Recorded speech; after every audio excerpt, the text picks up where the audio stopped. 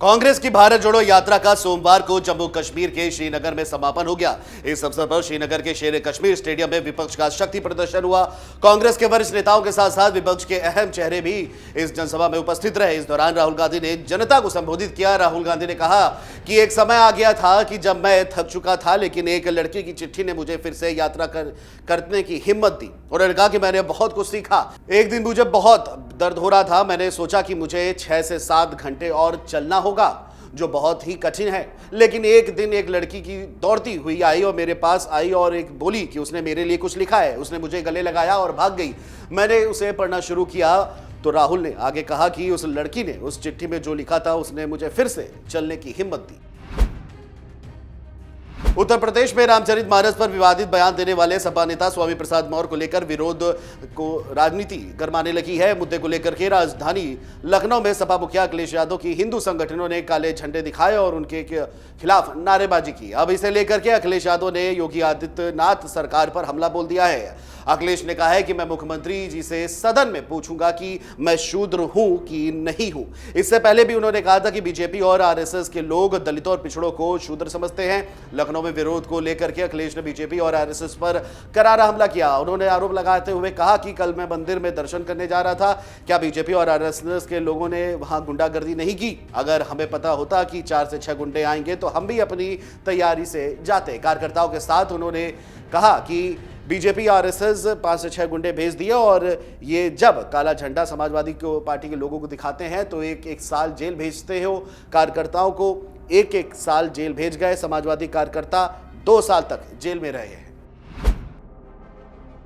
पीलीभीत जिले में मफोर रेंज के जंगल के बीच से गुजरे माधो टांडा खटीमा मार्ग पर आए दिन बाघ की मौजूदगी देखी जाती है। शनिवार को भी ऐसा हुआ कि एक बाघ जंगल से निकलकर बीच सड़क पर आकर बैठ गया। सड़क पर बाघ को आराम फरमाते देख लोग हैरान हो गए। मार्ग पर दोनों और वाहनों की लंबी लंबी कतारें लग गई। बाघ के हटने के बाद यातायात सुचारू रूप से शुरू हो सका और इस दौरान कार सवारों ने सड़क पर बैठे बाघ का वीडियो बना लिया, जिसे सोशल मीडिया पर तेजी से वायरल किया जा रहा है। माधो टांडा खटीमा मार्ग पर पीटीआर की महोव और उत्तराखंड की सुरई रेंज का जंगल पड़ता है। दोनों सीमाओं में जंगल में बाघों की संख्या काफी ज्यादा है और इसके कारण आए दिन मार्ग पर बाघों की सक्रियता देखी जाती है।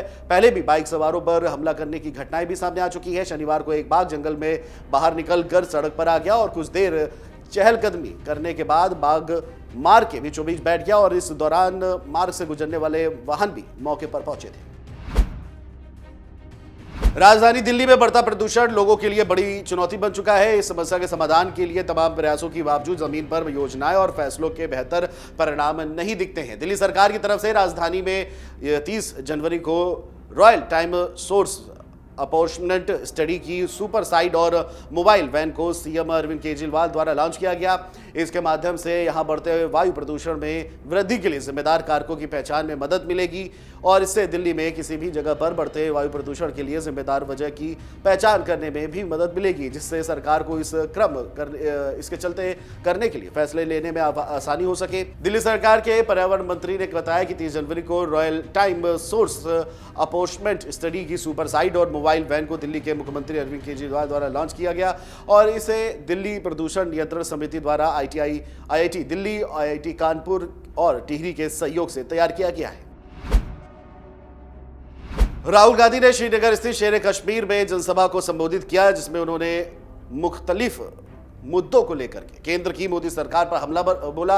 आपको बता दें कि यात्रा के समापन के दौरान राहुल गांधी ने शेर कश्मीर में जनसभा बुलाई थी, जिसमें उन्होंने मुख्तलिफ मुद्दों पर अपनी राय साझा की। उन्होंने कई मुद्दों को लेकर के केंद्र की मोदी सरकार को आड़े हाथों लिया। उन्होंने कहा कि यात्रा के दौरान मैंने बहुत कुछ सीखा है। राहुल ने कहा कि कश्मीर के लोगों ने मुझे हैंड ग्रेनेड नहीं बल्कि प्यार दिया है, जिस दिल खोल कर प्यार दिया है, आंसुओं से मेरा स्वागत किया है, इसलिए मैं कश्मीर के लोगों का हमेशा दिल से आभार व्यक्त करूंगा। राहुल ने आगे कहा कि मैंने जम्मू कश्मीर में 4 दिन तक यात्रा की थी और मैं ये बात दावे से कह सकता हूं कि बीजेपी का कोई भी नेता ऐसा नहीं कर सकता। बीजेपी का कोई भी नेता जम्मू कश्मीर में एक दिन भी यात्रा नहीं कर सकता है।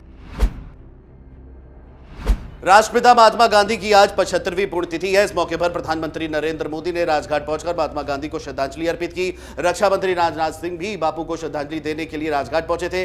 देश की आजादी में महात्मा गांधी के योगदान को देखते हुए 30 जनवरी को शहीद दिवस के रूप में भी मनाया जाता है। प्रधानमंत्री मोदी ने सोशल मीडिया पर भी राष्ट्रपिता महात्मा गांधी को राष्ट्र श्रद्धांजलि अर्पित करते हुए ट्वीट किया और लिखा कि मैं बापू की पुण्यतिथि पर उन्हें नमन करता हूं और उनके विचारों को याद करता हूं। मैं उन सभी लोगों को भी श्रद्धांजलि देता हूं जो देश की सेवा में शहीद हुए। उनके बलिदान को कभी भुलाया नहीं जा सकता और हम भारत को विकसित करने के लिए हमारे संकल्प को मजबूत करते रहेंगे। राष्ट्रपति द्रौपदी मुर्मू भी महात्मा गांधी की पुण्यतिथि पर उन्हें श्रद्धांजलि देने के लिए राजघाट पहुंची थी। उपराष्ट्रपति जगदीप धनखड़ ने भी राजघाट पहुंचकर राष्ट्रपिता महात्मा गांधी को नमन किया। कांग्रेस की भारत जोड़ो यात्रा का आज यानी कि सोमवार को जम्मू कश्मीर के श्रीनगर में समापन हो गया। समापन समारोह के दौरान राहुल गांधी और प्रियंका गांधी वाड्रा ने इमोशनल स्पीच दी। प्रियंका ने अपने संबोधन के दौरान कहा कि जब मेरा भाई कश्मीर में आ रहा था तो उसने मेरी मां और मुझे एक संदेश भेजा। उसने कहा कि उसे घर जाने का एक अनूठा एहसास है क्योंकि उनके परिवार के सदस्य उनका इंतजार कर रहे हैं। वे आते हैं और आंखों में आंसू लिए उन्हें गले लगाते हैं और उनका दर्द और भावनाएं उनके अपने दिल में प्रवेश कर रही है। प्रियंका गांधी यही नहीं रुकी, उन्होंने आगे कहा कि मेरा भाई कन्याकुमारी से 4 से 5 महीने पैदल चला है। वे जहां भी जाते लोग उनके लिए निकल पड़ते। क्योंकि इस देश में अभी भी देश के लिए, इस भूमि के लिए, इसकी विविधता के लिए इसके एक जुनून है जो सभी भारतीयों के दिलों में बसता है। इसके अलावा उन्होंने कहा कि मैं आज यहां खड़ी होकर कह सकती हूं कि देश में जो राजनीति चल रही है उसे देश का भला नहीं हो सकता है। बजट 2023-24 पेश होने में अब केवल 2 ही दिन शेष रह गए हैं। 1 फरवरी को वित्त मंत्री निर्मला सीतारमण बजट पेश करेंगी। ये बजट मोदी सरकार के दूसरे कार्यकाल का आखिरी पूर्ण बजट होने वाला है। ऐसे में बजट से काफी उम्मीदें हैं। इस बजट में आम आदमी के लिए क्या कुछ खास होने वाला है, इसे लेकर हर तरफ चर्चा भी तेजी से चल रही है। वहीं इस बार बढ़ती महंगाई और ब्याज दरों को देखते हुए आम आदमी को राहत मिलने की भी अधिक से अधिक उम्मीदें लगाई बैठी है। बजट को लेकर के मुरादाबाद के पीतल कारोबारी को सरकार से काफी उम्मीदें हैं। पीतल कारोबारियों का कहना है कि सरकार ब्रास पर लगने वाले जीएसटी समेत पीतल के उत्पादन बनाने में इस्तेमाल होने वाले कच्चे माल की कीमतों को लेकर इस तरह के कदम उठाए ताकि पीतल कारोबारियों को फायदा हो। इनकम टैक्स की धारा 80C के तहत भी छोटी बजट योजनाओं और जीवन बीमा आदि में निवेश करने पर 1.5 लाख रुपए तक टैक्स छूट सरकार की ओर से दी जाती है। इसमें आखिरी बार बदलाव 2014 में किया गया था। उस समय इस सीमा को 1 लाख से बढ़ाकर 1.5 लाख रुपए किया गया था। वही एक्सपर्ट का कहना है कि महंगाई को देखते हुए सरकार को अब इसकी सीमा को बढ़ा करके तकरीबन 2.5 लाख रुपए कर देना चाहिए।